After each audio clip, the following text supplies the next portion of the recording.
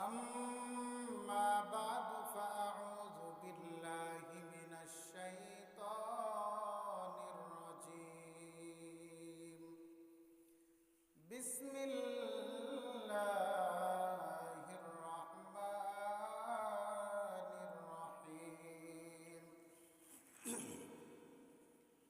يا أيها الذين آمنوا اتقوا الله حق تقاته ولا تموتن إلا وأنتم مسلمون وقال النبي صلى الله عليه وسلم ألا كلكم راع وكلكم مسؤول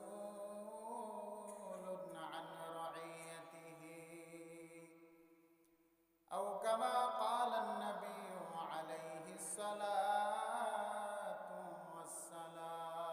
والسلام صدق الله مولانا العظيم وصدق رسوله النبي الأمي الكريم ونحن على ذلك من الشاهدين والشاكرين والذاكرين والحمد لله رب العالمين سبحانك لا علم لنا إلا ما علمتنا إنك أنت العليم الحكيم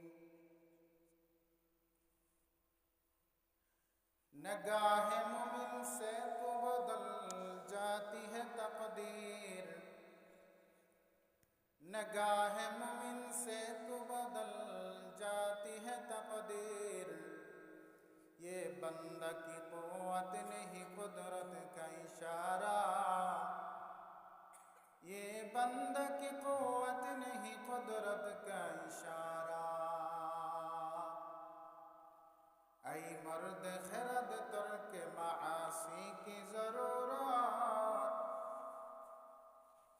ऐ मर्द खरद तर्क मासी की जरूरत अब सोहबत सालेह के सिवा कोई नहीं चारा अब सोहबत सालेह के सिवा कोई नहीं चारा मरदूद है पीछे हमें खबर नहीं लेकिन मरदूद है पीछे हमें खबर नहीं लेकिन एक वक्त में हालात जो आमाल हो सारा एक वक्त में हालात जो आमाल हो सारा मोहतरम हाजरीन তেলাওয়াতকৃত আয়াতে আল্লাহ তাআলা বলেন ইয়া আইয়ুহাল্লাযীনা আমানুত্তাকুল্লাহা হাক্কা তুকাতিহ হে মুমিন নারী হও পুরুষ হও শিক্ষিত হও অশিক্ষিত হও আলেম হও আর আওয়াম হও তোমরা সকলে আমি আল্লাহকে ভয় করো ভয় করার মতো হক আদায় করো ওয়ালা তামুতুন্না ইল্লা ওয়া আনতুম মুসলিমুন এবং তোমরা খাঁটি মুসলমান না হইয়া কবরে আসবা না নবীজি সাল্লাল্লাহু আলাইহি ওয়া আলিহি ওয়াসাল্লাম বলেন আলা কুল্লুকুম রাঈন ওয়া কুল্লুকুম মাসউলুন আন রাইয়াতিহি সাবধান হে আমার উম্মত তোমরা প্রত্যেকেই দায়িত্বশীল দায়িত্বের কারণে হাসরের ময়দানে আল্লাহর আদালতে সবাইকেই দাঁড়াতে হবে কেউ বাদ থাকবে না নবীজির এই বাণী শুনে সাহাবায়ে কেরাম প্রশ্ন করলেন ইয়া রাসূলুল্লাহ ইয়া হাবিবাল্লাহ কার উপরে কি পরিমাণ দায়িত্ব আছে সেটা আমরা জানতে চাই নবীজি সাল্লাল্লাহু আলাইহি ওয়াসাল্লাম বললেন যার উপরে যাদের দায়িত্ব অধীনস্থদের যে কর্তা গার্ডিয়ান সে তাদের দায়িত্বশীল অধীনস্থদের দায়িত্বশীল যেমন সন্তান কার অধীনে থাকে মা বাবার অধীনে থাকে মা বাবা সন্তানের দায়িত্বশীল ছাত্ররা শিক্ষকের অধীনে থাকে, শিক্ষকগণ ছাত্রদের দায়িত্বশীল। ওয়ার্ডের একজন মেম্বার তিনি ওয়ার্ডবাসীর দায়িত্বশীল, ইউনিয়নের চেয়ারম্যান তিনি ইউনিয়নবাসীর দায়িত্বশীল, রাষ্ট্রপ্রধান তিনি গোটা রাষ্ট্রবাসীর দায়িত্বশীল। এমনইভাবে মসজিদের একজন ইমাম ও খতিব তিনি মুসল্লিদের দায়িত্বশীল, উলামায়ে আহলে হক ওনারা উম্মতের দায়িত্বশীল। এবার আরেকজন সাহাবী দাঁড়ায়া প্রশ্ন করলেন, ইয়া রাসূলুল্লাহ, ইয়া হাবিবাল্লাহ, আমার উপরে কারো কোনো দায়িত্ব নাই, আমার অধীনে কেউ নাই, আমিও কারো অধীনে নাই, আমার দায়িত্বটা কি? নবীজি বললেন, তুমিও দায়িত্ব থেকে মুক্ত নও, বরং তুমিও দায়িত্বশীল। দুটো হাত আল্লাহ পাক তোমাকে দিয়েছেন, দুটো চোখ দিয়েছেন, দুটো কান দিয়েছেন, দুটো পা দিয়েছেন, এগুলো এমনিই না, এগুলোর ডিউটি আছে, দায়িত্ব আছে, এই দায়িত্ব দিয়ে আল্লাহ তোমাকে পাঠাইছেন। দুটো হাত আল্লাহ তাআলা আমাকে আপনাকে দিয়েছেন, অনর্থক না। প্রত্যেকটা হাতের মধ্যে কয়টা করে আঙ্গুল? 5টা করে আঙ্গুল। প্রত্যেকটা আঙ্গুলের মধ্যে 4টা করে গাইড, তাহলে 5 আঙ্গুলে কই গাইড? 20টা। এই ডান হাতের আঙ্গুলগুলো অনর্থক না। নবীজি বলেন, 5 ওয়াক্ত নামাজের পরে যেই বান্দাবান্দি ডান হাতের আঙ্গুলের গাইডগুলো গুনে গুনে 33 বার সুবহানাল্লাহ, 33 বার আলহামদুলিল্লাহ, 34 বার আল্লাহু আকবার পড়বে, আল্লাহ তাআলা তাকে 2টা পুরস্কার দান করবে। 1 নাম্বার, খাসলাতান লা ইউহসিহিমা রাজুলুন মুসলিমুন ইল্লা দাখালাল জান্নাহ। এই আমলটা যেই বান্দাবান্দি করবে, মরণের পরে তার ঠিকানা হয়ে যাবে জান্নাত। 2 নাম্বার পুরস্কার, গফিরাত লাহু খাতায়াহু ওয়া ইন কানাত মিসলা জাবাদিল বাহার। সাগরের ফেনা পরিমাণ যদি তার আমলনামায় গুনাহ থাকে, সাগরের মধ্যে কি পরিমাণ ফেনা আছে এটা কি আমরা কেউ হিসাব করতে পারবো? সাগরের মতো যদি অসংখ্য অগণিত গুনাহ তার আমলনামায় থাকে, নবীজি বলেন এই আমল করবে তো তার জিন্দেগীর সব গুনাহ মাফ হয়ে যাবে। ছোটখাটো আমল, আমরা মনে করি ছোটখাটো আমল করে কি লাভ? ভাই, মানুষ ছোট থেকে বড় হয়, গাছ ছোট থেকে বড় হয়, আমলও করতে করতে আস্তে আস্তে বড় হয়, ঠিক না বেটি? আল্লাহর একজন আশিকা বান্দি জীবনভর নেক আমল করেছে, নেক আমল কইরা নিজের জিন্দেগিকে সাজায় ফেলছে, আবেদা হয়ে গেছে। কিন্তু জীবনের শেষ ভাগে ওই মহিলা ছোট্ট একটা অপরাধ করেছে। কি অপরাধ?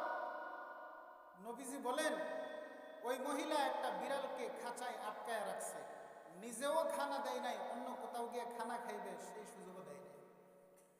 এই বিড়ালটা না খেয়ে দুঃখে দুঃখে মারা গেল। নবীজি বলেন, ওই মহিলার প্রতি গায়েবে আওয়াজ আসলো, হে নারী, তোমার জিন্দেগির সব আমল বরবাদ। চিন্তা করছেন? ছোট্ট একটা অপরাধ, ছোট্ট একটা অপরাধের কারণে জিন্দেগির সব আমল বরবাদ হয়ে গেছে। পক্ষান্তরে নবীজি বলেন, আল্লাহর আরেকজন নাফরমান বান্দি জীবনভর নাফরমানি করেছে, সারাটা জীবন সে গুনাহ করেছে, জিনা করত, জিনা ব্যভিচারী করত, যুবকদের চরিত্রকে সে নষ্ট করত। এমন একজন ব্যভিচারী নারী, সে রাস্তা দিয়ে হাঁটতেছে, দেখতেছে একটা কুকুর পানির পিপাসায় ছটফট করতেছে। ওই মহিলা, তার অন্তর মধ্যে কুকুরের প্রতি দয়া এসে গেল, আহারে কুকুরটা ছটফট করতেছে, যদি একটু পানি খাওয়াইতে পারতাম। তার অন্তরে একটু দয়া আসলো। এই মহিলা কুকুরটাকে পানি পান করাবে প্রত্যেকে, সে পানির সন্ধানে বের হয়ে গেল। পানি পায় না, কোথাও দূর এলাকায় গিয়ে একটু পানি পাইল, দেখলো যে সেটা একটা কূপের ভিতরে পানি। ওই পানিটা নিচে, হাত দিয়ে নাগাল পাওয়া যায় না, ওখানে দড়ি রশি বালতির কোনো ব্যবস্থা নাই যে রশি দিয়ে উঠায়া বালতি দিয়ে উঠায়া কুকুরকে পানি পান করা। ওই মহিলার, জাহান্নামী নারী, নাফরমান মহিলার পায়ে ছিল চামড়ার মোজা। সে মোজাটা খুইলা হাত দিয়ে পানি উঠানোর জন্য চেষ্টা করল, কিন্তু সে মোজা দিয়ে দেখে পানিটা এত নিচে যে মোজা দিয়ে নাগাল পাওয়া যাবে না। এবার তার গলায় ছিল উড়না, এই উড়না দিয়ে মোজাটাকে বাঁধল, বাইদা মোজাটাকে উড়নাকে রশি বানাইয়া কূপ থেকে পানি উঠাইয়া ওই কুকুরকে পান করাইল। নবীজি বলেন, ওই মহিলার প্রতি গায়েবে আওয়াজ আসলো, হে মহিলা, তোমার জিন্দগির সব গুনাহ আমি আল্লাহ মাফ করে দেব। তাহলে চিন্তা করছেন, ছোট্ট একটা আমলের কারণে তার জিন্দগির সব গুনাহ আল্লাহ মাফ করে দিয়েছেন। তাহলে বোঝা গেল যে কোনো আমলকেই ছোট মনে করা যাবে না। ছোট্ট একটা আমলের কারণে যদি আমি পার পেয়ে যাই, তাহলে বড় বড় আমলের তুলনায় ছোট আমলটাই আমার কাছে বড়। আর যদি ছোট্ট একটা অপরাধের কারণে আমি আটকে যাই আল্লাহর আদালতে, তাহলে বড় বড় অপরাধের তুলনায় ছোট অপরাধটাকেই আমাকে বড় মনে করতে হবে, ঠিক না বেটি? তো আল্লাহ পাক রব্বুল আলামিন দুটো হাত দিয়েছেন, দুটো চোখ দিয়েছেন, দুটো কান দিয়েছেন, দুটো পা দিয়েছেন। এগুলো অনর্থক না, এগুলোর ডিউটি দায়িত্ব আছে না নাই? এগুলোর দায়িত্ব আছে। হাসরের দিন বান্দা যদি মিথ্যার আশ্রয় নিতে চায়, আল্লাহ তাআলা জিজ্ঞেস করবে হাসরের ময়দানে, এ বান্দা, চোখ দিয়েছিলাম, চোখের হক তুমি আদায় করেছো কিনা? চোখের দায়িত্ব তুমি আদায় করেছো কিনা? হাত দিয়েছিলাম, হাতের ডিউটি তুমি আদায় করছো কিনা? পা দিয়েছিলাম, পার ডিউটিগুলো তুমি আদায় করছো কিনা? বান্দা যদি মিথ্যার আশ্রয় নিতে চায়, আল্লাহ পাক রব্বুল আলামিন সাথে সাথে বান্দার জবানের মধ্যে তালা লাগাই দিবেন। বান্দার জবান বন্ধ হয়ে যাবে, মুখ দিয়ে কোনো কথা বলতে পারবে না। বান্দার জবান বন্ধ হয়ে যাবে, তার অঙ্গ প্রত্যঙ্গ, হাত পা কান, এগুলো তার বিরুদ্ধে সাক্ষী দেওয়া শুরু করবে। সূরা ইয়াসিনের মধ্যে আল্লাহ তাআলা বলেন, আল-ইয়াওমা নাখতিমু আলা আফওয়াহিহিম ওয়া তুকাল্লিমুনা আইদিহিম ওয়া তাশহাদু আরজুলুহুম বিমা কানু ইয়াকসিবুন। চশমা গোয়াদ করদাম গম জাহারাম গোশ গোয়াদ চিদাম সোল কলম। চশমা গোয়াদ করদাম গম জাহারাম গোশ গোয়াদ চিদাম সোল কলম। লব গোয়াদ মঞ্চুনি বসিদাম দস্ত গোয়াদ হামচুনি দজদিদাম। চোখ বলবে, আল্লাহ, এই চোখ যেই দায়িত্ব দিয়ে আপনি দুনিয়ার মধ্যে বান্দার কাছে আমাকে পাঠাইলেন, আল্লাহ, বান্দা এই চোখের দায়িত্বগুলা ঠিকভাবে আদায় করে নাই। এই চোখ আপনি দিয়েছিলেন, চোখ দিয়েছিল বান্দা মা বাবার দিকে রহমতের নজরে তাকায়। কারণ যেই বান্দা, যেই সন্তান মা বাবার দিকে রহমতের নজরে তাকাবে, আল্লাহর নবী বলেন, ওই সন্তানের আমলনামায় একটা কবুল হজ উমরার সওয়াব আল্লাহ দিয়ে দিবেন। চোখ বলবে, আল্লাহ, এই চোখ আপনি দিয়েছিলেন মা বাবার দিকে রহমতের দৃষ্টিতে তাকানোর জন্য, উলামায়ে কেরামের দিকে রহমতের নজরে তাকানোর জন্য। এই চোখ আপনি দিয়েছিলেন, চোখ দিয়ে দেখে দেখে সে কোরআন তেলাওয়াত করবে। আল্লাহ, এগুলোর সে কোনোটাই করে নাই। মা বাবার দিকে সে রহমতের নজরে তাকায় নাই। মা বাবার সাথে খারাপ ব্যবহার করত, উলামায়ে কেরামের সাথে খারাপ ব্যবহার করত, কোরআনের দিকে সে নজর দিত না, সে গুনাহের দিকে বেশি বেশি নজর দিত। গুনাহ দেখা যায়নি, গুনার দিকে সে বেশি বেশি নজর দিত। বেগানা নারী দেখলে সে তাকায় থাকতো, চোখ দিয়ে সে জিনা করত। আল্লাহ, যেই জন্য আপনি তাকে চোখ দিয়েছিলেন, চোখের ডিউটি বান্দা ঠিকভাবে আদায় করে নাই। এইভাবে হাত তার বিরুদ্ধে সাক্ষী দিবে, পা তার বিরুদ্ধে সাক্ষী দিবে, কান তার বিরুদ্ধে সাক্ষী দিবে।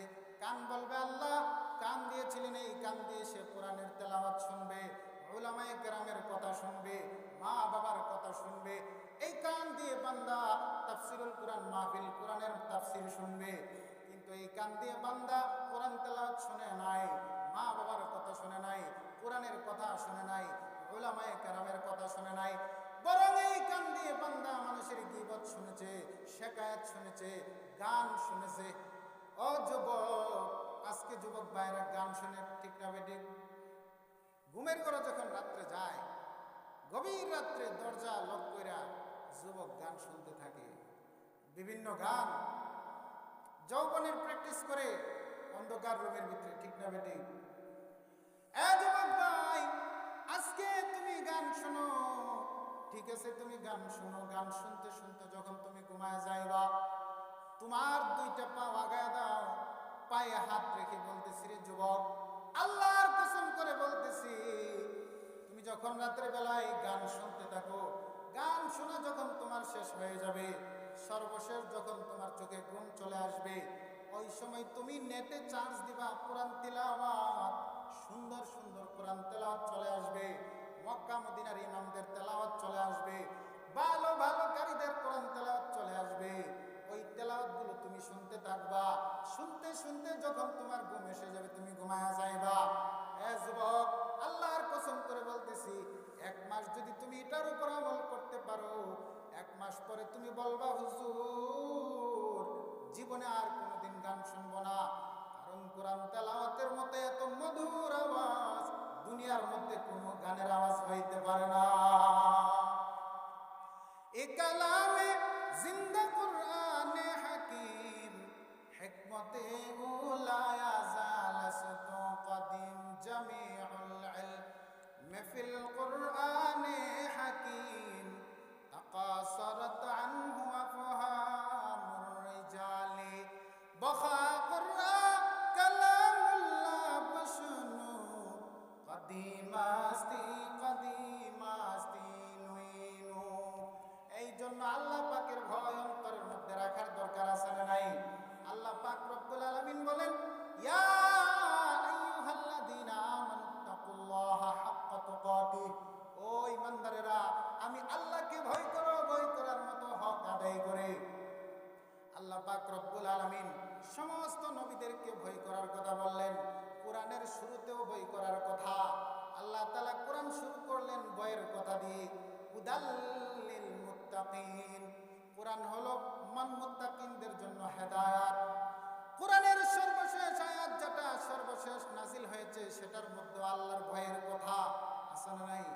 আল্লাহ বলেন, ওয়াত্তাকু ইয়াওমান তুরজাউনা ফীহি ইলাল্লাহ সুম্মা তুওয়াফা কুল্লু নাফসিন মা কাসাবাত ওয়া হুম লা ইউজলামুন। আল্লাহ বলেন, বান্দারে, ভয় করো ওই দিনকে, যেই দিন আমি আল্লাহর কাছে তোমাদের সবাইকে আসতে হবে, এতে কোনো সন্দেহ নাই। আছে নাকি? দুনিয়ার মধ্যে যত বাহাদুরি করো, যত অহংকারী করো, যতই ক্ষমতার পাওয়ার দেখাও না কেন, একদিন কিন্তু লাশ হইয়া আমার কাছে আসতে হবে। হবে কি হবে না? ওই দিন টের পাইবা তোমার ক্ষমতার পাওয়ার কতটুকু। হাসরের ময়দানে কাফের মুশরিকরা, নাফরমানরা, তারা আফসোস করবে আর বলবে, হায় রে, কি করলাম দুনিয়াতে? দুনিয়াতে রাজাগিরি করছি, বাচ্চাগিরি করছি, কই হালাকা আন্নি সুলতানিয়া, আমার সব রাজত্ব তো আজকে শেষ হয়ে গেছে। আজকে আমি আল্লাহর আদালতে আসামির বেশে দাঁড়াইয়া গেছি, এভাবে আফসোস করতে থাকবে। আল্লাহ পাক রব্বুল আলামিন কোরআনের শুরুতেও ভয় করার কথা বললেন, কোরআনের শেষেও ভয় করার কথা। ভয়ের আরবি নাম হলো তাকওয়া। ভয়ের আরবি নাম কি? তাকওয়া। যে ভয় করে তার নাম হলো মুত্তাকি। আল্লাহ বলেন, হুদাল লিল মুত্তাকিন, কোরআন হলো মুত্তাকিনদের জন্য হেদায়েত। এই তাকওয়ার বয়ান, আল্লাহর ভয়, এটা যে কত দামি জিনিস।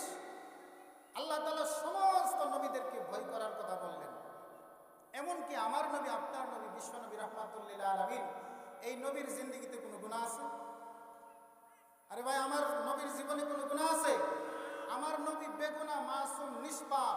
নবীর আমল নামায় একটা কবিরা গুনাহ নাই, এমনকি একটা সগীরা গুনাহ আমার নবীর আমল নামায়। ঠিক না বেটি?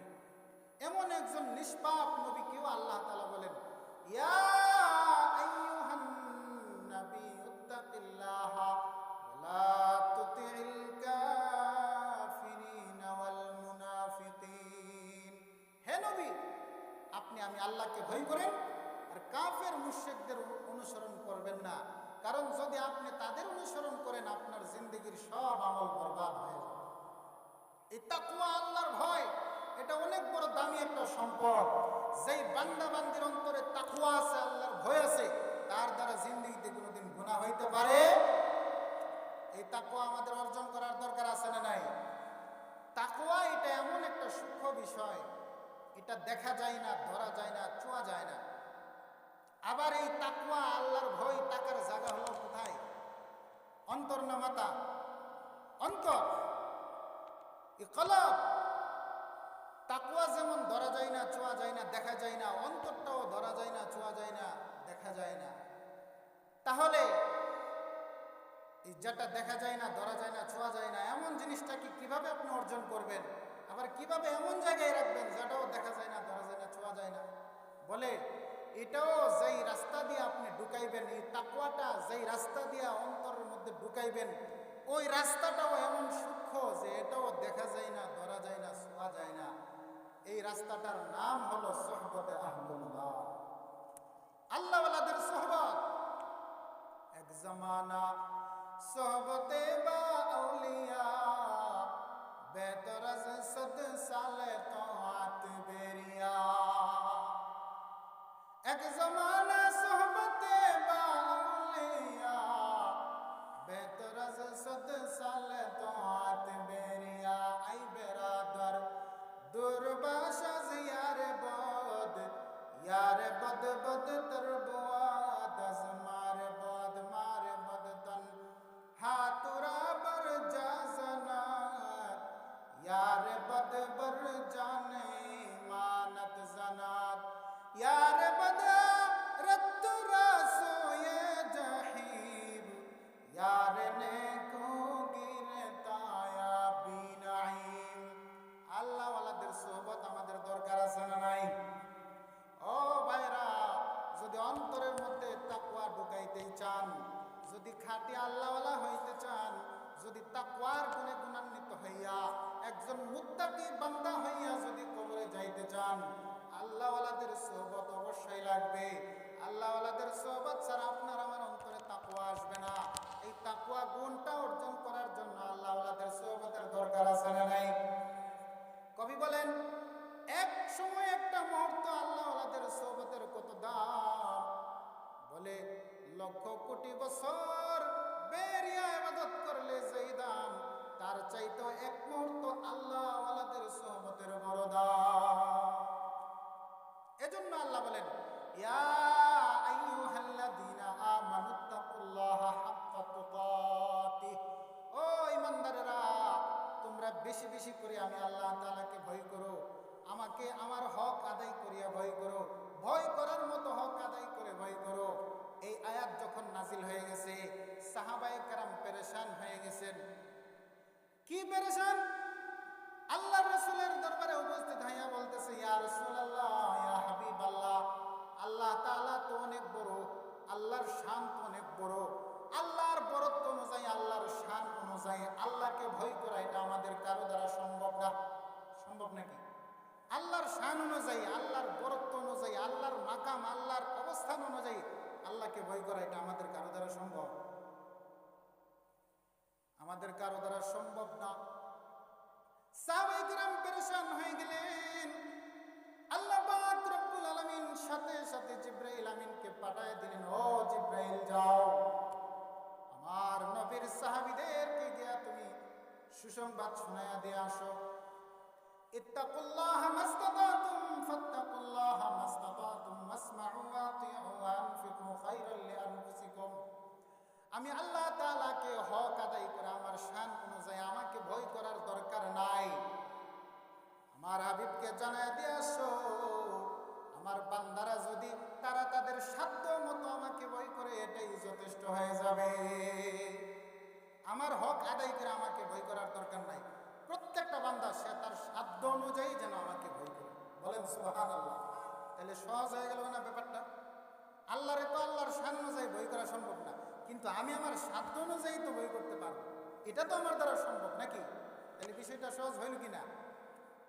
এবার সাহাবায়ে কেরাম আশ্বস্ত হয়ে গেলেন। আল্লাহ পাক রব্বুল আলামিন বললেন, ফাত্তাকুল্লাহা মাসতাতাতুম, তোমরা যথাসাধ্য আমাকে ভয় করো, যার যার সাধ্য অনুযায়ী আমাকে ভয় করো। সাধ্য মতো ভয় করার মানে কি? এখন এটারও ব্যাখ্যার দরকার আছে না নাই? সাধ্য মতো ভয় মানে ইচ্ছা করে কোনো গুনাহ করা যাবে না, আর অনিচ্ছায় যদি কোনো গুনাহ হয়েও যায় তওবা করতে দেরি করা যাবে না। সাধ্য মতো ভয় করার মানে কি? ইচ্ছা করে কোনো গুনাহ করা যাবে? ইচ্ছা করে কোনো গুনাহ করা যাবে না, আর অনিচ্ছায় যদি আমার আপনার দ্বারা কোনো গুনাহ হয়ে যায়, তওবা করতেও দেরি করা। আল্লাহর এক বান্দা, হাদিস শরীফের মধ্যে আসছে, আল্লাহর এক বান্দা একজন নয়, দুইজন নয়, ৯৯ জন মানুষকে খুন করে ফেলেছে অন্যায়ভাবে। কয়জনকে? ৯৯ জনকে অন্যায়ভাবে খুন করেছে। এবার ওই বান্দার অন্তরে একটা ভয় শুরু হয়ে গেল, আরে আমি কি করলাম? একজন নয়, দুইজন নয়, ৯৯ জন মানুষকে আমি খুন করে ফেলেছি। এই গুনাহ নিয়ে যদি আমি কবরে যাই, কি অবস্থা হবে আমার? হাসরের ময়দানে এই পাপ নিয়ে আমি কিভাবে আল্লাহর দরবারে উপস্থিত হইব? পুলসিরাতের পুল কিভাবে পাড়ি দিব? আমল নামা যখন হিসাব হবে, তখন আমি কি হিসাব দিব আল্লাহর কাছে? ওই বান্দার অন্তরে আল্লাহ পাকের ভয়, ভয় শুরু হয়ে গেল, রে আমি কি করলাম, কি করলাম? ওই বান্দা এবার রাস্তা দিয়ে হাঁটতেছে, আর চোখ দিয়ে পানি ছেড়ে ছেড়ে কান্নাকাটি করতেছে। হঠাৎ করে আল্লাহর একজন ওলির সাথে দেখা হয়ে গেল। আল্লাহর ওলি বলতেছে, এ ভাই, কি হয়েছে আপনার? আপনার চেহারা এত টেনশনের চাপ কেন? কেন আপনি কান্নাকাটি করতেছেন? এবার এই বান্দার ডাক দিয়ে বলে, ও আল্লাহর ওলি, একজন নয়, দুইজন নয়, আমি ৯৯ জন মানুষকে অন্যায়ভাবে খুন করেছি। এখন আমার ভয় লাগতেছে, আমিও তো একদিন মরতে হবে। মরণ থেকে তো আমিও রেহাই পাব না, কারণ আল্লাহ তো কোরআনে কয়ে দিয়েছে, কুল্লু নাফসিন যায়কাতুল মাউত, প্রত্যেকটা মানুষই মরবে। আইনামা তাকুনু ইউদরিকুমুল মাউত ওয়ালাউ কুনতুম ফি বুরুজিন মুশাইয়াদা। আল্লাহ তো কোরআনে কয়ে দিয়েছে, এ বান্দা, তুমি যেখানেই থাকো আর যেভাবেই থাকো, মজবুত গ্লাসের ভিতরে যদি তুমি নিরাপদ পরিপূর্ণ সেফটিতে থাকো, যেখানে একটা পিপিলিকা ঢোকার মতো রাস্তা নাই, এমন মজবুত প্রাচীরের ভিতরে যদি থাকো, গ্লাসের ভিতরেও যদি তুমি থাকো, তোমার হায়াত যখন শেষ হয়ে যাবে, পিঁপড়া ঢোকার রাস্তা নাই, কিন্তু মরণকে তুমি ঠেকাতে পারবা না। মরণ তোমার কাছে সময় মতো গ্লাস ভেদ করে চলে যাবে, ঠিক না বেঠিক?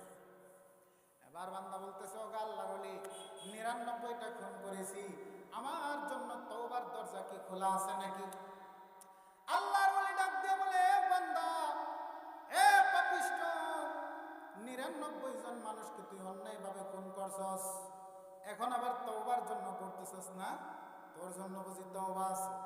যা, তুই বেঈমান নাফরমান। এই কথা শোনা মাত্র ওই বান্দার অন্তরে একটা জিদ আইসা গেল, কিরে, আমার জন্য তওবার দরজা বলে খোলা নাই, তাহলে এই মোল্লারে রাইখা লাভ কি? এই মোল্লারও ফালাই দিয়া সেঞ্চুরি কইরা লাই। এবার সে সেঞ্চুরি করে ফেলছে, ছিল ৯৯, এখন কত? ১০০ জনকে খুন করিয়া এবার বান্দাই হুজুরকে খুন করার পরে তার অন্তরে ভয় আরো বেড়ে গেল, আরে ৯৯টা খুন করেছি, এখন আবার কি করলাম? তওবার জন্য আইসা আরেকজন আলেমকে আমি খুন কইরা ফেলাইলাম অন্যায়ভাবে, কি করলাম আমি? কি নিয়ে আল্লাহর কাছে যাইব? হাসরের ময়দানে কি হিসাব দিব আল্লাহর কাছে? এবার এই বান্দা হাঁটতেছে হাঁটতেছে, সামনে গিয়া দেখে আরেকজন আল্লাহর ওলি বসা আছে। আল্লাহর ওলিকে জিজ্ঞেস করতেছে, ও আল্লাহর ওলি, আমি জীবনে অনেক বড় পাপ করে ফেলেছি, আমার জন্য তওবার দরজা খোলা আছে নাকি? আল্লাহর ওলি ডাক দিয়ে বলে, ভাই, তুমি কি পাপ করেছো? বলে, একজন নয়, দুইজন নয়, ৯৯ জন মানুষকে আমি খুন করেছি। আবার তওবার নিয়তে আসতে গিয়া রাস্তার মধ্যে একজন হুজুর পাইছিলাম, ওনাকেও মাইরা আমি সেঞ্চুরি করে ফেলাইছি, এখন আমার জন্য তওবার দরজা খোলা আছে নাকি? এবার আল্লাহর ওলি ডাক দিয়ে কয়, এ বান্দা, শুধু তোমার জন্য নয়, তোমার চাইতে আরো বড় কোনো যদি পাপীও থাকে, কিয়ামত পর্যন্ত তওবার দরজা খোলা আছে। কিয়ামত পর্যন্ত তওবার দরজা খোলা আছে। আসমানে 2টা দরজা আছে, একটা হলো তওবার দরজা, আর একটা হলো নবুয়তের দরজা। আরো বহু দরজা আছে। নবুয়তের দরজা বন্ধ হয়ে গেছে, কিন্তু তওবার দরজা কিয়ামত পর্যন্ত খোলা। নবুয়তের দরজা বন্ধ হয়ে গেছে, এখন যদি কেউ নিজেকে নবী বইলা দাবি করে, অথবা নবীর প্রতিচ্ছবি বইলা দাবি করে, যেমন কাদিয়ানীরা, তারা গোলাম আহমদ কাদিয়ানীকে নবী বলে মানে, কেউ যদি নিজেকে নবী বইলা দাবি করে বা নবীর প্রতিচ্ছবি জিল্লি নবী বইলা দাবি করে, তাহলে নিঃসন্দেহে তারা কাফের, ঠিক না বেঠিক? নবুয়তের দরজা বন্ধ, কিন্তু তওবার দরজা খোলা। এবার ওই বান্দা তওবা করা শুরু করলো। আল্লাহর ওলি ডাক দিয়ে বলল, এ বান্দা, তুমি তো তওবা করবা, ঠিক আছে, তোমার জন্য তওবার দরজা খোলা আছে, তুমি তওবা করবা। কবুল করা না করার মালিক কে? কবুল যদি হয় তাহলে তুমি নিষ্পাপ হইয়া যাইবা, গুনাহমুক্ত হইতে পারবা। আর কবুল যদি না হয় তাহলে তোমার আমলনামায় কিন্তু গুনাহ থেকেই যাবে। তুমি তওবা করবা, তোমার সাধ্য মতো আল্লাহর কাছে তুমি মাফ চাইবা, তওবা করবা। তবে তোমার জন্য একটা শর্ত হলো, তুমি যেই এরিয়াতে আছো এটা হলো, এই এরিয়াটা হলো নাফরমানদের এরিয়া, এখানে সব গুনাহগাররা বসবাস করে। এই এরিয়া থেকে তুমি তোমার এলাকায়, এই এলাকা ছাইরা দিয়া ওই যে এলাকাটা দেখা যায়, ওখানে একজন আল্লাহর একজন হক্কানি পীর আল্লাহর ওলি আছে, ওই ওলির কাছে গিয়া ওনার সাথে পরামর্শ কইরা তুমি আল্লাহর কাছে তওবা করবা। আশা করা যায় তোমার তওবা আল্লাহ তাআলা কবুল করবেন। এবার এই বান্দা ওই এলাকায়, নেককারদের এলাকায় যাওয়ার জন্য রওনা হয়ে গেল। আল্লাহর কুদরত বোঝা যায় না, সাথে সাথে ওই বান্দার মৃত্যু এসে গেল, হায়াত শেষ। এবার দুই দল ফেরেশতা তার কাছে এসে হাজির। রহমতের ফেরেশতারা আসছে তার রূহটা কবজ করার জন্য, আযাবের ফেরেশতারা আসছে ওই বান্দার রূহটা কবজ করার জন্য। আমার কথা বুঝতেছেন না আপনারা? দুই দল ফেরেশতা এসে হাজির হয়ে গেছে। রহমতের ফেরেশতাদের কাজ কি? রহমতের ফেরেশতাদের কাজ হলো নেককার বান্দার রূহটাকে তারা জান্নাতে পৌঁছায় দেয়। আর আযাবের ফেরেশতাদের কাজ হলো তারা নাফরমান বান্দার রূহটাকে জাহান্নামে পৌঁছায় দেয়। দুই দল ফেরেশতা এসে হাজির হয়ে গেল। রহমতের ফেরেশতারা বলতেছে, আমরা তার রূহটা কবজ করব।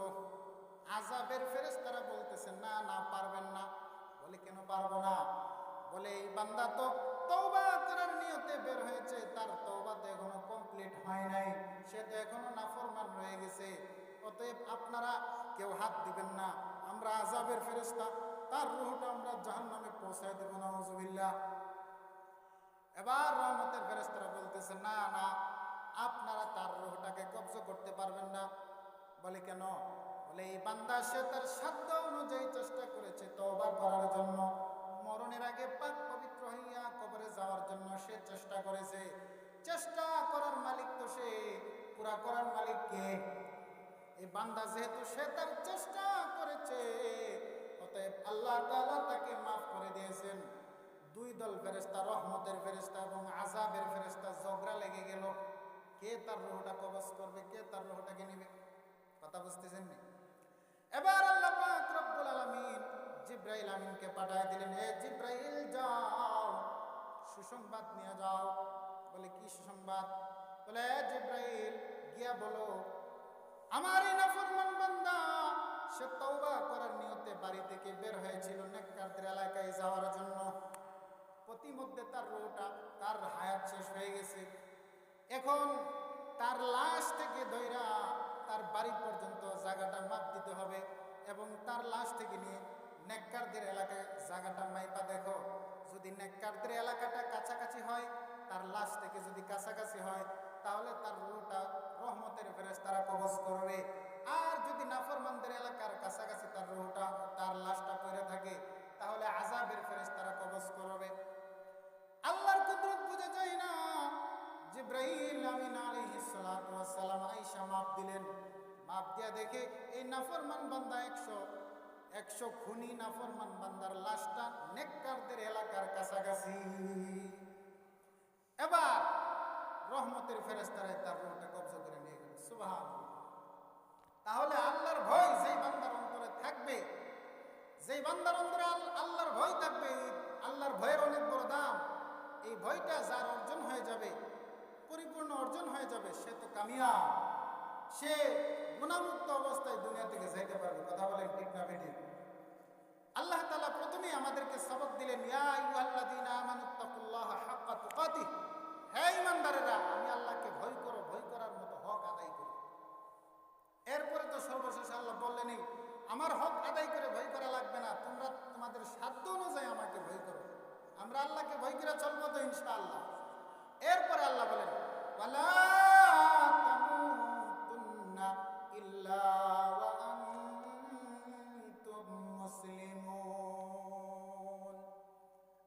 নম্বরে আল্লাহ তাআলা বলেন, হে ঈমানদাররা, তোমরা পরিপূর্ণ মুসলমান না হইয়া কিন্তু কবরে আসবে না। চিন্তা করছেন, আমরা তো এমনি ঈমানদার, আমরা তো এমনি মুমিন, এমনি মুসলমান, আবার কেন মুসলমান হয়ে কবরে যাইতে হবে? বুঝা গেল, আমরা মুমিন হইছি ঠিক, কিন্তু এখনো পরিপূর্ণ মুসলমান হইতে পারি নাই। মুসলমান কেমনে হব? মুসলমান কাকে বলে? শর্টকাটে বলতেছি, সময় কম। মুসলমান বলা হয় গুনাহমুক্ত জীবন যার অর্জন হয়েছে সেই খাঁটি মুসলমান। গুনাহমুক্ত জীবন যার হাসিল হয়েছে সেই কি খাঁটি মুসলমান। এজন্য আল্লাহ বলেন, ওয়ালা তামুতুন্না ইল্লা ওয়া আনতুম মুসলিমুন। এই ঈমানদাররা, পরিপূর্ণ মুসলমান না হইয়া, খাঁটি মুসলমান না হইয়া কিন্তু কবরে আসবা না। কারণ কবর হলো এক অন্ধকার ঘর, যেই কবর প্রতিদিন বনি আদমকে ডাকতে থাকে। আল্লাহর নবী বলেন, লাম ইয়াতি আলাল কবরি ইয়াউমুন ইল্লা তাকাল্লামা ফীহি ফায়াকুলু আনা বাইতুল গুরবা ওয়া আনা বাইতুল ওয়াহদা ওয়া আনা বাইতুত তুরাব ওয়া আনা বাইতুদ দুদ। আল্লাহর নবী বলেন, প্রতিদিন কবর সে দুনিয়ার মানুষকে সম্বোধন করে বলে, ও দুনিয়ার রাজা বাচ্চারা, জনগণরা, তোমরা দুনিয়ার মধ্যে স্বাধীনভাবে চলাফেরা করতেছো, আমার কথা তোমরা ভুলে আছো। সবাই আমি অন্ধকার কবরকে তোমরা ভুলে গেছো। ভুলে গেলে কিন্তু হবে না, একদিন আমার ভেতরে আসতে হবে। আশা লাগবে কি লাগবে না? আনা বাইতুল গুরবা, আমি অপরিচিতির ঘর। তুমি বাংলাদেশের প্রধানমন্ত্রী না, এমপি না, মন্ত্রী, এগুলো আমি চিনি না।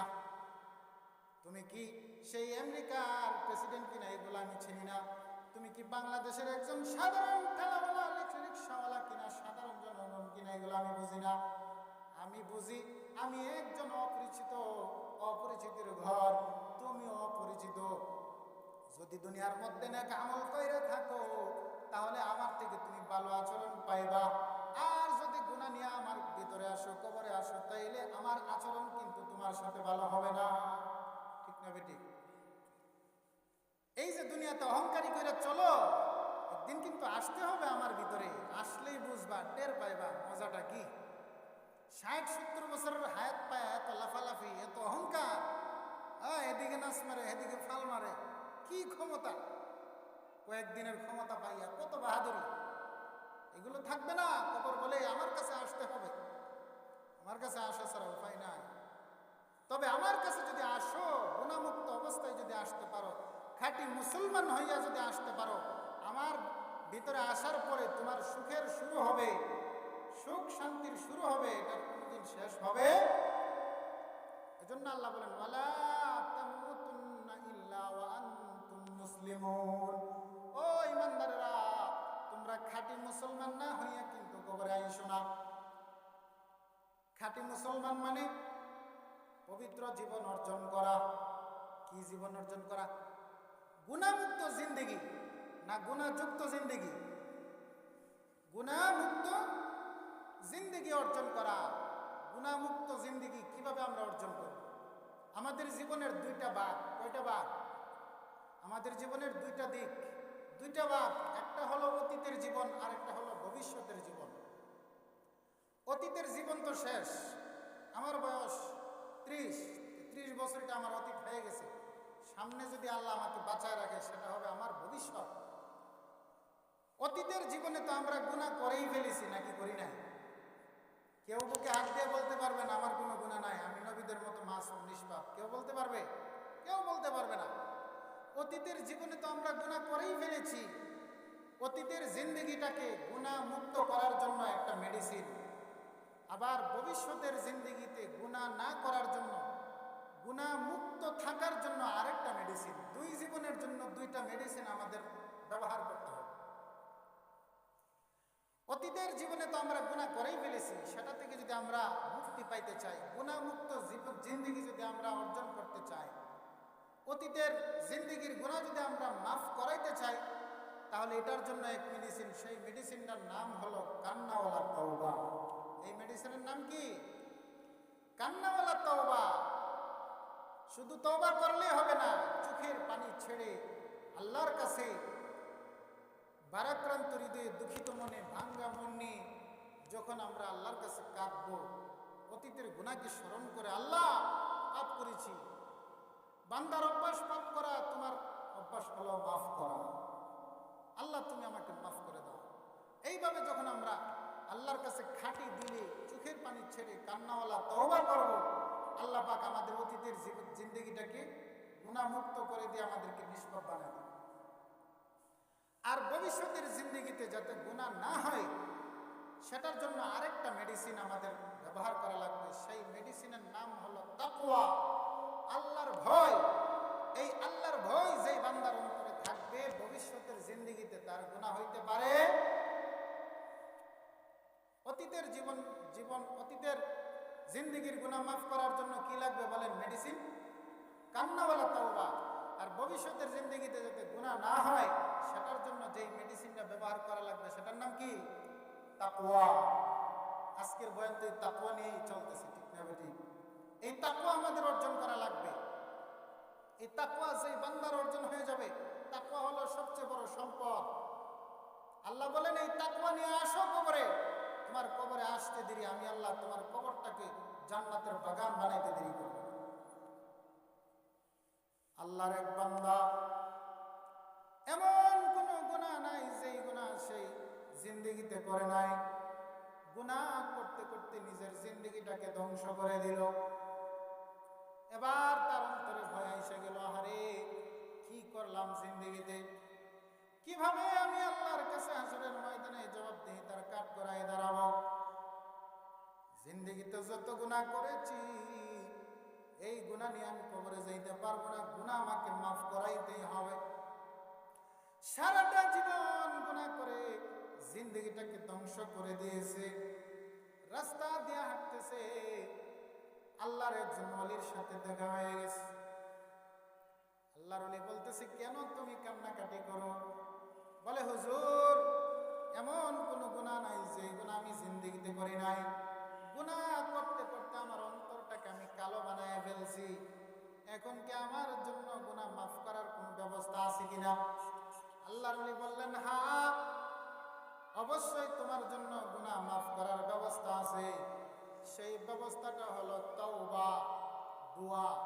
তুমি একটা কাজ করবা, প্রতিদিন শেষ রাত্রে উঠিয়া 2 রাকাত তাহাজ্জুদের নামাজ পড়বা। কিসের নামাজ? আমরা তো এখন ফরজ নামাজই পড়ি না, আবার তাহাজ্জুদ, ঠিক না বেটি?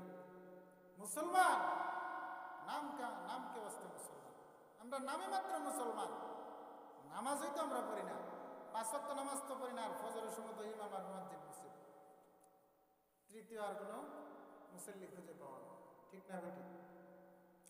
আল্লাহর ওলি ডাক দিয়ে কয়, এ বান্দা, তুমি জিন্দগিতে যত গুনাহই করো না কেন, তোমার গুনাহ যদি হয় নদীর পানি পরিমাণ, আমার আল্লাহর রহমত হলো, দয়া হলো সাগরের পানি পরিমাণ।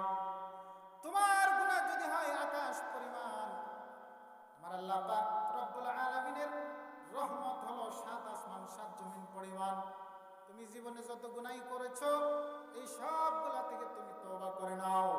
তবে তওবা করার সিস্টেমটা হলো, প্রথমে তুমি প্রতিদিন শেষ রাত্রে তাহাজ্জুদের সময় উঠবা, ওইটা 2 রাকাত তাহাজ্জুদের নামাজ পড়বা। ওইটা তুমি বসে বসে যাই নামাজে বসে বসে চোখের পানি ছেড়ে কবরের মুরাকাবা করবা, মরণের মুরাকাবা করবা, কবরের ধ্যান করবা, হাসরের ধ্যান করবা, পুলসিরাতের ধ্যান করবা। এইভাবে তুমি আর চোখের পানি ছেড়ে ছেড়ে আল্লাহর কাছে কানবার তওবা করবা। একদিন না একদিন আল্লাহ পাক তোমার তওবা কবুল করে ফেলবেন। আল্লাহর ওলির পরামর্শ অনুযায়ী ওই বান্দা প্রতিদিন উঠিয়া শেষ রাত্রে তাহাজ্জুদের সময় 2 রাকাত নামাজ পড়ে, কইরা যায় নামাজের মধ্যে বৈশা বৈশা সে কান্নাকাটি করে। একদিন তার বিবি সাহেবা পাশে দাঁড়ানো, প্রতিদিনই ওই বান্দা কান্নাকাটি করে। হঠাৎ একদিন তার কানের মধ্যে একটা অদৃশ্য থেকে আওয়াজ আইলো, এ বান্দা, কান্নাকাটি করে কোনো লাভ নাই, তোর নামটা আমি আল্লাহ তাআলা জাহান্নামীদের খাতায় লিখে ফেলেছি। কান্নাকাটি করলে আর কোনো লাভ হবে না, আমি আল্লাহ তোকে আর জান্নাত দিব না, তোর নামটা জাহান্নামীদের খাতায় লেখা হয়ে গেছে। বিবি সাহেবা সেটা শুনে ফেলেছে। বিবি শুইনা স্বামীকে বলতেছে, ও স্বামী আমার,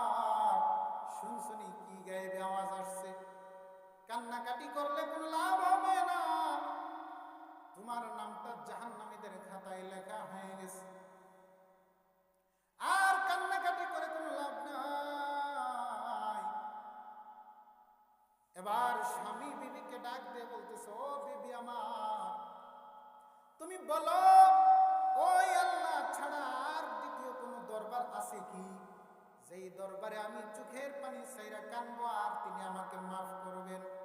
বিবি সাহেবা বলেন, না না না, আল্লাহর দরবার ছাড়া দ্বিতীয় আর কোনো বিকল্প দরবার নাই যেই দরবার থেকে মাফ পাওয়া যাবে। এবার স্বামী ডাক দিয়ে বলতেছে, বিবি আমার, যদি আল্লাহর দরবার ছাড়া আর কোনো দরবার দুনিয়াতে না থাকে, আমি কেঁদেই যাব, কানতে কানতে আমার জিন্দেগিকে আমি শেষ করে ফেলবো। যতদিন পর্যন্ত আমার নামটা জান্নাতীদের খাতায় লেখা না হবে, যতদিন পর্যন্ত আমাকে আল্লাহ মাফ না করবে, ততদিন পর্যন্ত আমি আল্লাহর দরবারে বইরেই থাকবো। শেষ রাত্রে ওইটা কান্নাকাটি করবই করব, কেউ আমাকে বাধা দিতে পারবে না। এই কথা বলিয়া বান্দা প্রতিদিন শেষ রাত্রে তাহাজ্জুদের সময় ওঠে আর কান্নাকাটি করে। কিছুদিন যেতে না যেতে ওই বান্দা তাহাজ্জুদের নামাজ পড়া যখন যায় নামাজে বসে বসে সে কান্নাকাটি করতেছে, চোখ দিয়ে পানি বেয়ে বেয়ে পড়তেছে, বারাক্রান্ত হৃদয়ে দুঃখিত মনে আল্লাহকে বলতেছে, আল্লাহ, আপনার দরবার ছাড়া আর কোন দরবার নাই, আপনি যদি আমাকে মাফ না করেন আমি আপনার দরবারে পড়েই থাকব। আল্লাহ পাক রব্বুল আলামিন সাথে সাথে ওই বান্দার কাছে একটা গায়েবে আওয়াজ দিয়া দিল, এ বান্দা, তোর আর কান্নাকাটি করা লাগবে না, তুই যে কান্নাকাটি করতেছস তোর কান্নাটা আমি আল্লাহর আর সহ্য হয় না, যা যা বান্দা, তোর নামটা এতদিন জাহান্নামীদের খাতায় লেখা ছিল, আজকে থেকে তাহাজ্জুদের ওসিলায় তওবার ওসিলায় আমি আল্লাহ তোর নামটা জাহান্নামীদের খাতা থেকে কাইটা তোর নামটা আমি আল্লাহ তাআলা জান্নাতীদের খাতায় লিখে দিলাম। তওবার দাম আছে না নাই? আর জোরে, দর জওয়ানি তওবা করদন শিবায় পয়গম্বরে। যৌবন কালে তওবা করা এটা নবীদের সুন্নাত, নবীদের আদর্শ। এই জন্য আমাদের প্রত্যেকটা যুবকের অন্তরে আল্লাহর ভয় থাকার দরকার আছে না নাই? যুবক বৃদ্ধ সবার অন্তরে আল্লাহর ভয় থাকতে হবে। আল্লাহর ভয় যেই বান্দার অন্তরে থাকবে ওই বান্দার দ্বারা জিন্দেগিতে কোনো গুনাহ হইতে পারে না। এজন্য আল্লাহ বলেন, ইয়া আইয়ুহাল্লাযীনা আমানুত্তাকুল্লাহা হাক্কা তুকাতিহ লা তামুতুন্না ইল্লা ওয়া আনতুম মুসলিমুন। আল্লাহ বলেন, বান্দা দুইটা গুণ অর্জন করো, তাকওয়া, পরিপূর্ণ তাকওয়া অর্জন করো, আর খাঁটি মুসলমান হয়ে যাও। খাঁটি মুত্তাকি, খাঁটি মুসলমান হইয়া যদি কবরে আসতে পারো, আমি আল্লাহ তোমার কবরটাকে চিরদিনের জন্য বেহেশতের বাগান বানাবো। আল্লাহ পাক রব্বুল আলামিন আমাদের সবাইকে যে কথাগুলো বলা হয়েছে সঠিকভাবে বুঝে সবাইকে আমল করার তৌফিক দান করুন। সবাই বলেন আমিন। ওয়া আখিরু দাওয়ানা আলহামদুলিল্লাহ।